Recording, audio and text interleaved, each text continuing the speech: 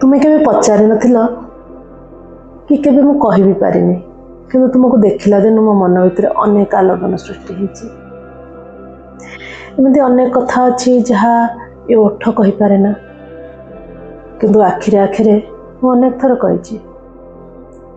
तुमे से अकुहा कथा को बुझिबा को चेष्टा भी करिन, किंतु मु से सब को तुमरी स्मृति भाभी आज भी साइती रखिछि।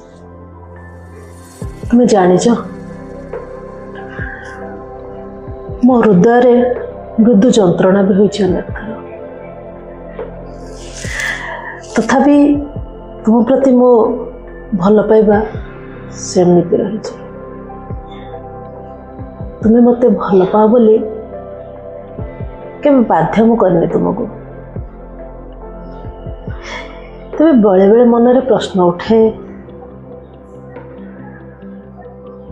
तुम्हें कौन सतरे केबे अनुभव करि पारिन मो मन भीतर गभीरता को। आज जीवनर अपराह्न रे केबे केबे भाबे